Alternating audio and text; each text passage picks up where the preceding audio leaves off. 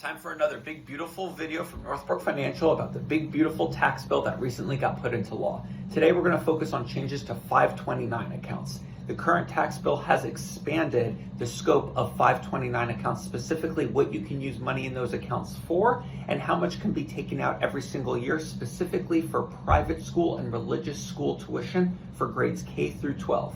Let's get into it. What's a 529 account? Shira, what the heck is a 520? Do we have one of those? Yes, we do, because Shira and I are good Northbrook clients. What's a 529 account? 529 account is a special investment account that gets opened. You move money into it and then you invest it to grow. That growth is tax-free. It's beautiful, right? But there's a catch. You have to make sure that when you take the money out in the future, that it is used for qualifying educational expenses. Otherwise, you're going to be subject to tax and potentially a penalty as well. So think kind of like a retirement account, but much more geared towards educational purposes. Now, there's not a federal tax deduction when you put the money in, but most states do offer some sort of state tax deduction. So there's a benefit, it could be a small state tax benefit up front, but really the benefit comes from the tax deferred growth and taking it out on the back end. All right, so what happened in this bill? Well, number one, what qualifies as an educational expense so that you can take this money out tax and penalty free has been expanded. Some of the things that it now includes are things related to homeschooling expenses, as well as non-degree programs and certifications, post-secondary credentials. So just think about, studying for your CPA exam and you might have to take a test, pay for some materials to get ready for it. All that stuff used to not qualify. Now it does. So there's just more that you can take at 529 money out for to cover educational expenses.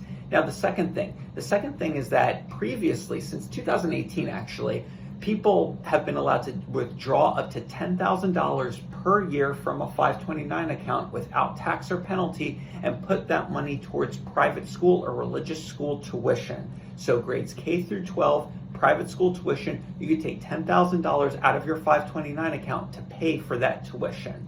That has been expanded to $20,000. So now parents or people who are incurring those types of expenses have a much wider amount that they can take out every single year to help pay for it. All right, so what does this mean for you? Well, 529 accounts are very, very powerful, but they are relatively restrictive in what they can be used for. The new tax bill broadens how much, what you can use that money for. So it has loosened the restrictions a little bit on what it can be used for. And it has also helped out parents and those who are utilizing 529 accounts more in the short term for private school tuition purposes to be able to take out more. A lot of times private or religious school might be more than $10,000 a year. That $20,000 limit gives a lot more flexibility for people to take that money out. So what should you do about it? Well, first, figure out what state you live in and research the 529 programs that exist in that state. Is there some sort of state tax benefit that you can get just by opening and contributing in the first place?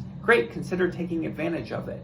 Then think about what you're saving for. Are you thinking more long-term? Maybe your kids are young and you're thinking about college. Well, great, invest that money, get that tax deferred growth, use it for education expenses and don't pay any taxes when you take it out. It's great.